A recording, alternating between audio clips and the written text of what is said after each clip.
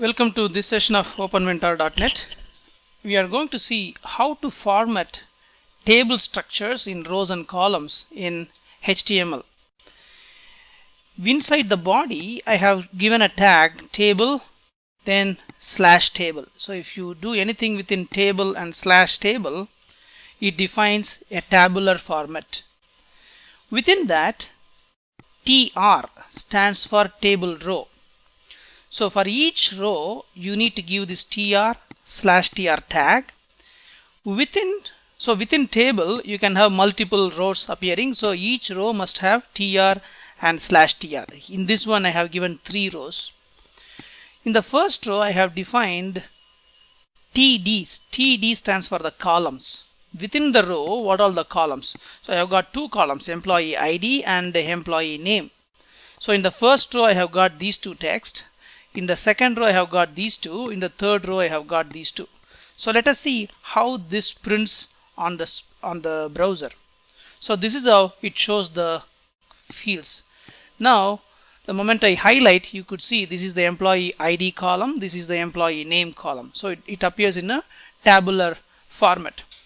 But it doesn't show the borders. So if you want to have the borders, all you need to do is in the table definition, you need to have border equal to, just say 1. And then let us see, the moment I say 1, it has that 1 pixel width, 1 unit width basically.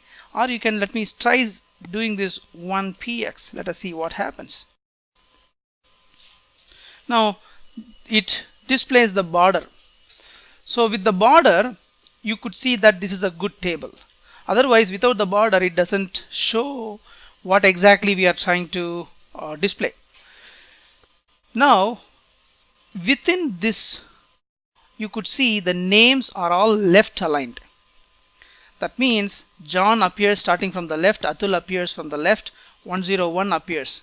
So if I want these fields to be aligned to the center or to the right, you can do it in a different way. Let us see how to do that.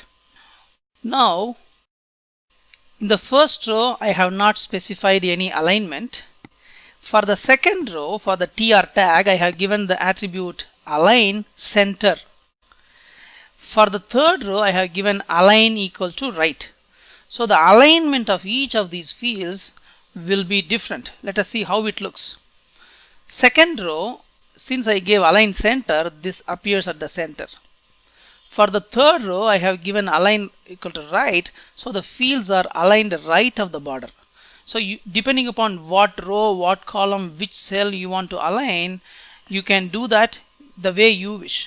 If I want only this particular cell or this particular cell within this row to be aligned in one way, you can use the align attribute within that particular attribute. So you can define the tables, you can define the rows and columns.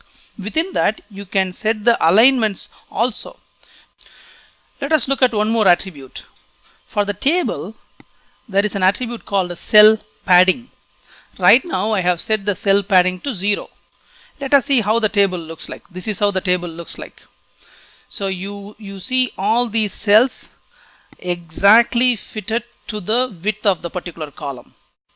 Now, I go here and then change this to cell padding equal to 10. Now let me refresh the screen, see how the table looks like. Now see, the cell padding, the moment I put 10, it is able to pad within the cell. Within the cell, it is padding 10 pixels to the left and right, so that you could see the cell slightly bigger.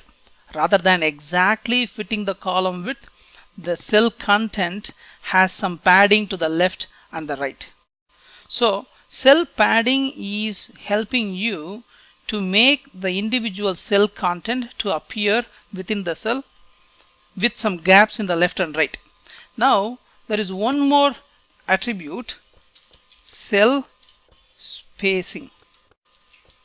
Let me give cell spacing equal to 0. If you don't give, it is equal to cell spacing 0.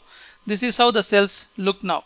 You could see the gap between the cells as just 1. Now let me go and then change cell spacing to 10. Let us see how it looks. Now I'm going to refresh the screen. Now look at this. The gap between the cells is now 10 pixels. So before cell spacing was 0, so the cells were appearing closer. Now since I gave cell spacing equal to 10, the cells within the table appear with the gap. So the cell padding helps you to make the content with some padding within the cell. Cell spacing helps you to make sure there is a gap between the cells in the tables. Let us have a look at this table now. I have got the same first 3 rows as it is. I have added one more row with just one column with an image.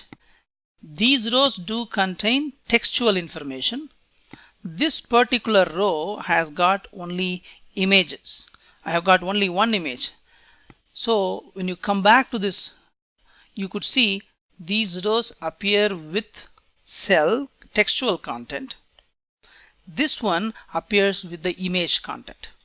So this is possible. So you can put images as well as textual information with proper alignment anywhere you want. So this is one way of doing image embedding within the tables. Have a look at this. In this particular image insertion, I have given just TD. I have not specified any width. If you see this table, it appears like this. Now I go here, give width equal to 200 pixels. I go back, refresh the screen. Look at this. This cell is made to have 200 pixels. So you can specify absolutely how many pixels it can occupy. That particular, same way you can specify the height also. Now this is in terms of pixels. Now let me do one thing. I am going to do, instead of 200 pixels, I am going to say I am giving 50%. Let me give 50%, see what happens. This is how it was looking before. Now I made to 50%. Let me refresh the screen. Look at this. Now this 50%, it starts acquiring that space of 50% in this particular table. Now let me make it 100%.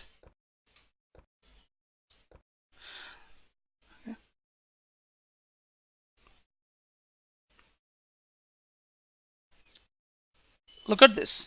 When I made 100%, the whole table occupied 100% of this width of the screen, and then this image is extended, but the cell is extended but not the image, because I have not specified this image height and width. So it took the original image height and width, but the cells are extended to occupy the whole screen. So this is a kind of skewing or reducing the width of the table cells as you wish. So coming back to this, you can mention the width in terms of absolute pixels, or you can mention the width in terms of the percentage of the table size and screen. So this is one way of altering the table dimensions. Let me do one more trick over here. Look at here. I have given at the table level width equal to 80%. And then at a particular cell level, I have given 80 pixels. So this table will occupy 80% of the screen, and the moment I give width equal to 80 pixels, let us see how the table looks like. Look at here. This whole table occupies 80% of the screen width.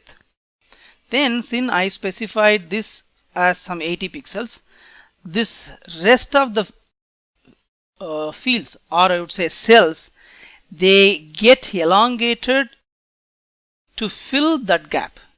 It's not that though this has only 6 or 7 characters, it doesn't appear just over here and then the cell does not end here. So the cell tries to occupy the rest of the space in the table.